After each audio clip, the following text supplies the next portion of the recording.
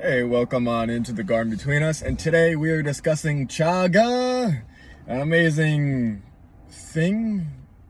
We'll call it a thing for now that grows on the birch trees in cold regions. So chaga is going to be found in the shrooms of stability coffee.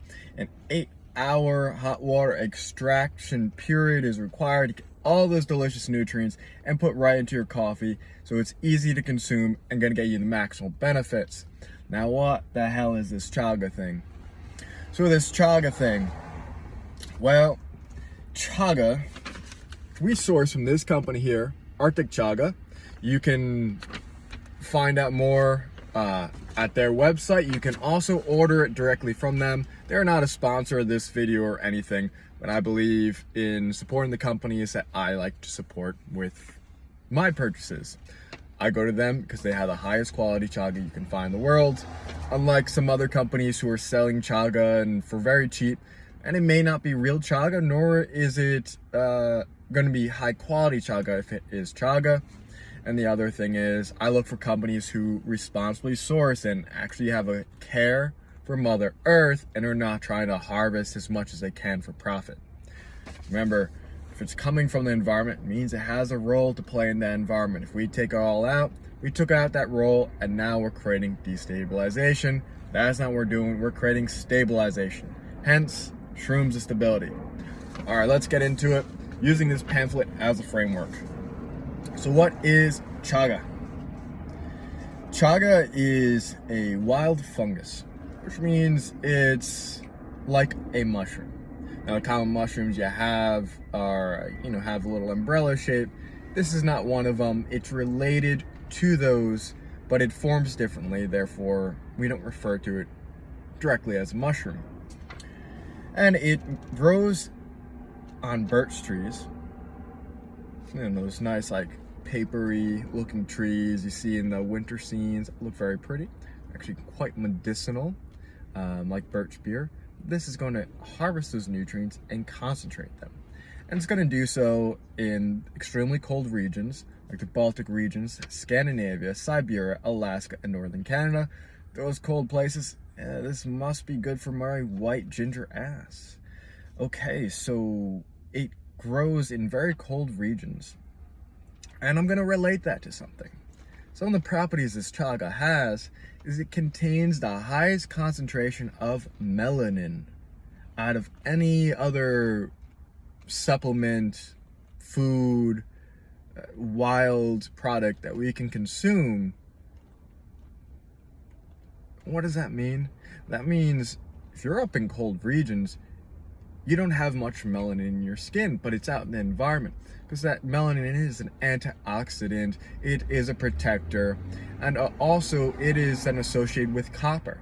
Copper is very important for containing high levels of oxygen in the blood by pumping more iron into the blood.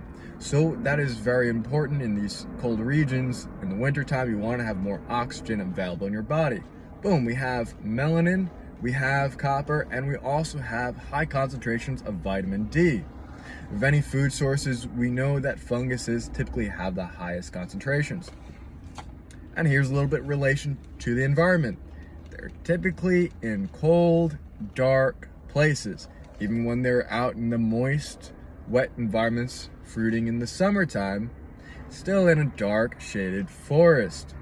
So because of that, they have this theologically thinking that sometimes that actually works out. And that just means we're going the reverse. We're saying, well, there's vitamin D because it's in the shade, and that vitamin D is good for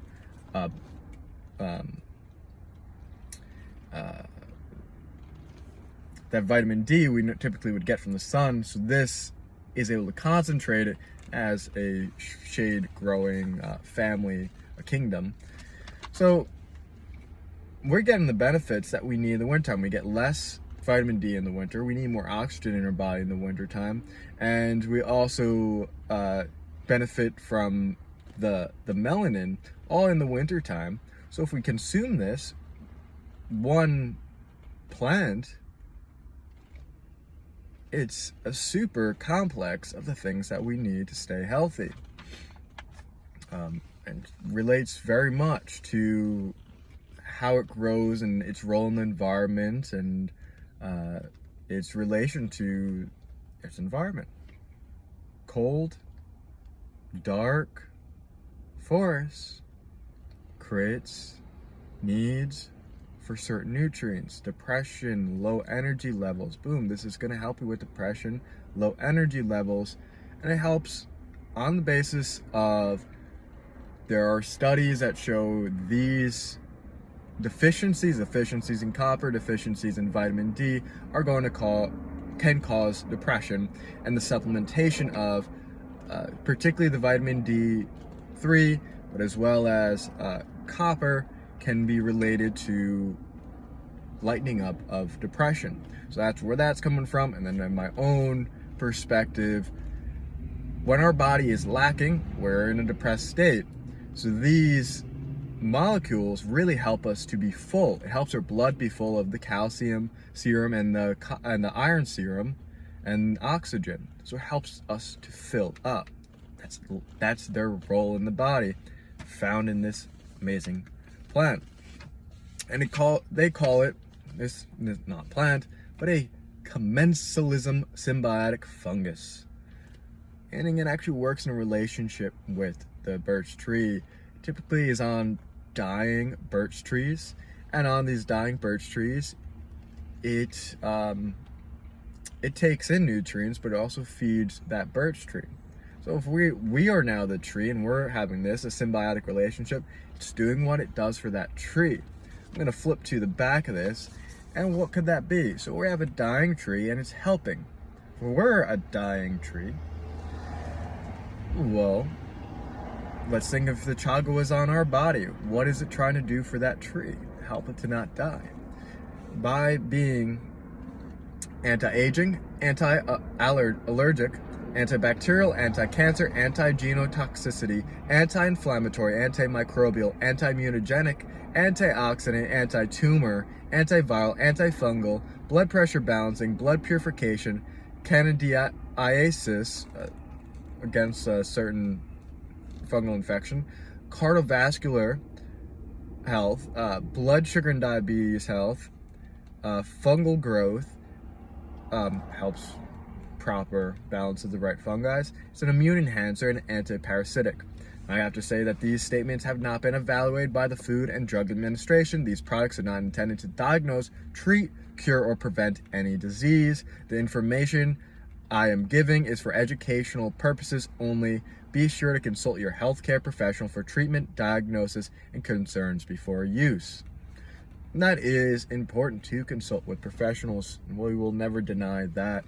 But these are also coming from plethora of studies as well as traditional knowledge that's coming from the people of Siberia, the people of Alaska, the people of Scandinavia, the Baltic regions. They have traditionally used these for a lot of these effects. And traditionally these people lived a long time. So we can start saying, oh, well, there's some correlations here. Maybe there's some reason to look into this. So is it safe? The chaga mushroom has none of the toxic and detrimental side effects of man-made pharmaceuticals and all the intrinsic wisdom of Mother Nature. That's right. So when we take drugs, there's typically pharmaceutical drugs, typically a lot of side effects. You're not going to have to worry about those side effects. We don't actually have studies that are proving that this can harm you from having too high of a doses. That doesn't mean you should have an unruly amount. You should have a ruly amount. Regulate, nothing over extreme, and that's where you're going to find the perfect balance. And within this, it's not working through this man-made chemical, but natural phytochemicals. There's 215 found in the chaga. There is really interesting compound in here called superoxide dimutase, which means superoxide is produced naturally within the body. It's an oxidant, right? We're always taking antioxidants. This is an oxidant produced in the body. And the less healthy you are, and if you're someone who suffers from chronic fatigue or any autoimmune disease that fatigue is associated with, there is superoxide production in your body that is causing the other detrimental effects. This is medically proven and researched. This is the anatomy of the body, the biochemistry of the body. Well, this has something that's able to grab onto those and it's an enzyme that helps to deconstruct and not let it harm the body. So that's really big for people who suffer energy problems. And then, so this superoxide dismutase, they found that it is in the longest living creatures in the world. People would expect that antioxidants were high in organisms that live the longest, and that's why they're being pushed. Oh, antioxidant. However, that seemed to not be the case. What seemed to be the case is that there was less superoxide produced, or there was higher concentrations of the superoxide dismutase that was canceling out the superoxides within the body. Yeah, so a lot of our death is caused from within, which can be caused by the foods we consume, but it's not actually directly through free radicals that we're consuming. So maybe it's worth looking into if you want to have a long, healthy life. There's also then an excellent source of the B vitamin complex, another great source of energy, typically lacking in people. B6 is associated again with depression. If deficiency of B6, depression, also very erratic mental disorders. It's common in women who are on B6 deficiency is common. Minerals like copper can be deficient on women with taking birth control. So this is a great supplement then to have, so you don't have those nasty side effects. And no one really wants to live in with themselves, and people don't want to be around those people. And it's actually not those people's fault. It's something they're taking. Now we can take something else that can help them. I'm not diagnosing, I'm not treating, and I'm not curing anyone. I'm providing information and showing those relations of the copper and the vitamins and the minerals that are in this, and how it relates to lifestyle changes that we make that cause other problems. There are plant sterols, and plant sterols it's a class of chemicals that have been shown to promote longevity of life, high energy, and overall health of the body. And then we have the beta-glucans. And beta-glucan is some of the main components that have been researched and isolated for research in being antiviral, anti-cancer, etc. It's coming from the beta-glucans, which actually can come from the birch trees, the betulins, and the beta-glucans. So it's actually like mushroom concentrates it from there. And although we're going on, antioxidants, it's not the highest levels cause the most long-lived people. It's still important to consume them, and they're related to foods that are extremely healthy and nutrient dense generally. So let's look at what's called the ORAC unit, the ORAC score for antioxidants. The higher the score, the more antioxidants. Where blueberries are generally promoted as being high, they're 24 on that score. Wild blueberries are higher, and then like pomegranates are above that, 105. Acai berries 165. Normal chaga 1,104. Let's double that, and we get Arctic chaga 2,301. And we can find that to be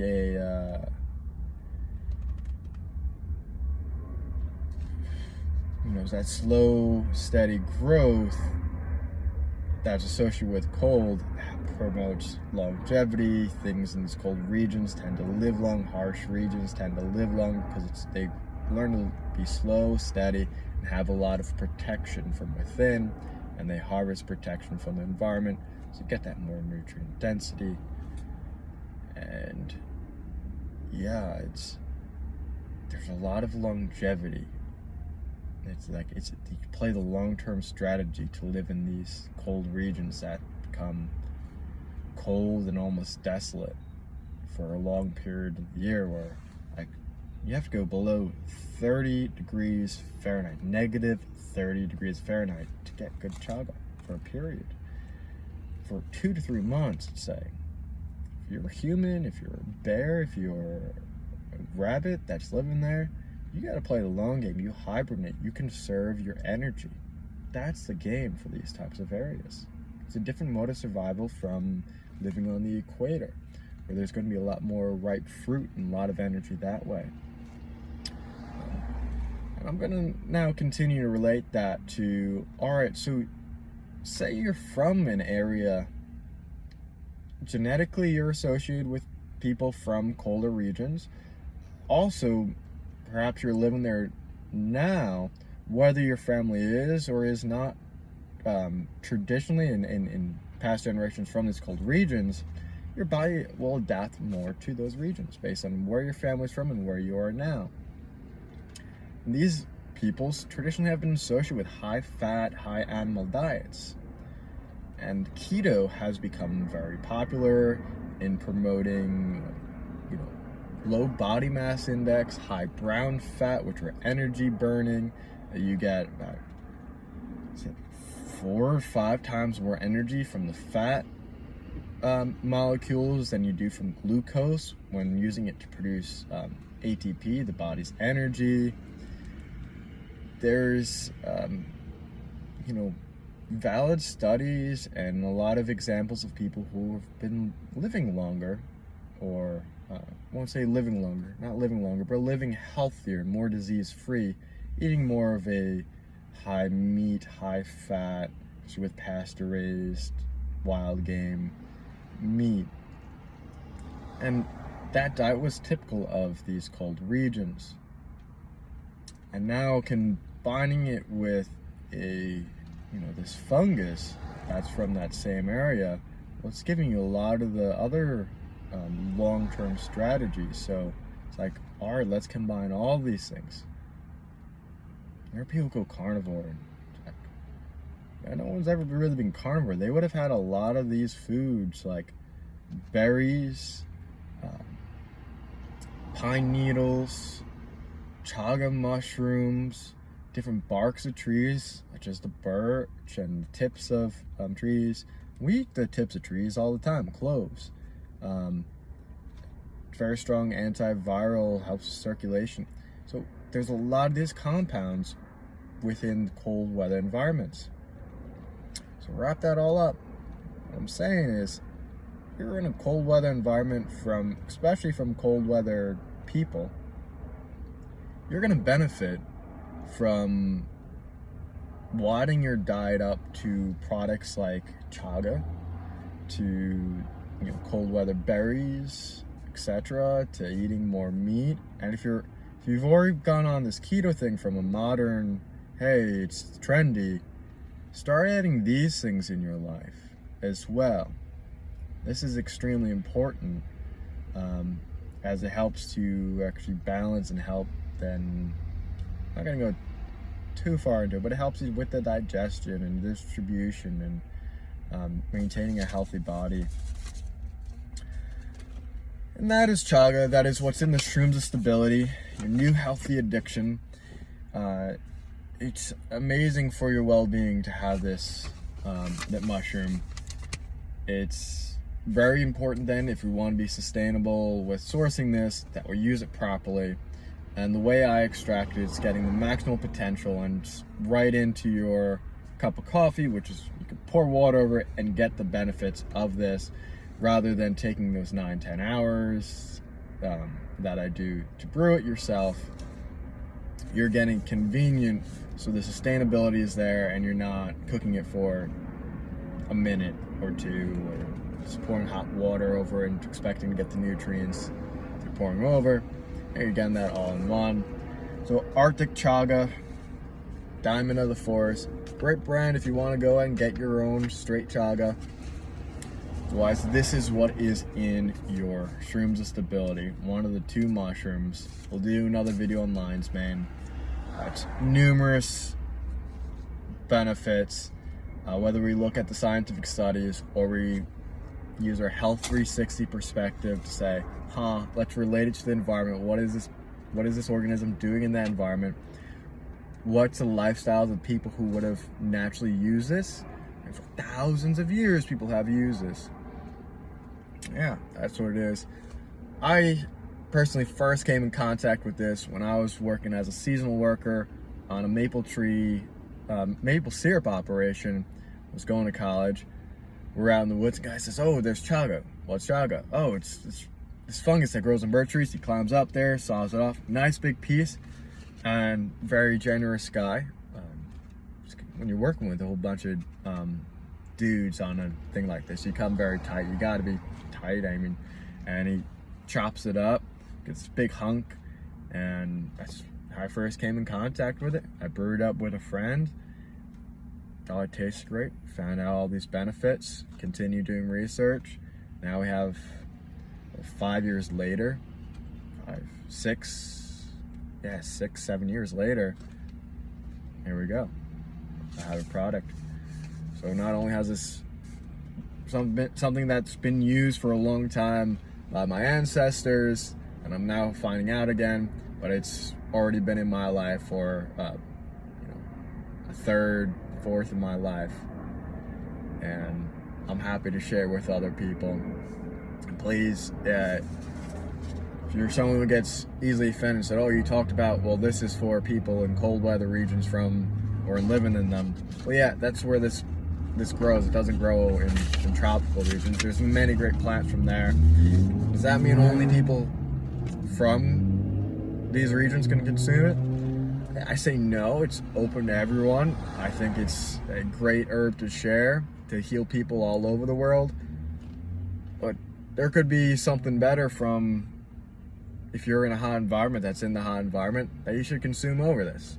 I'm easy. You just say, hey, this may not be the best thing for you. It can be the best thing for you, but you gotta really think and feel what's right for you. You gotta feel what's right for you. Yeah. I love sharing about this chaga mushroom. I hope you've learned a lot. I hope you can take this and continue to grow yourself using the information I have presented for you. So I have not given you, hey, you're going to do this and you're going to get that result. It's not something I can do. It's not something I should do. Something I'm legally not allowed to do. But it's here to give you the knowledge so you can plant your own seeds, so you can grow your own life, and you can harvest your own fruits. So thank you for joining us in the garden between us, and take care and have a wonderful day.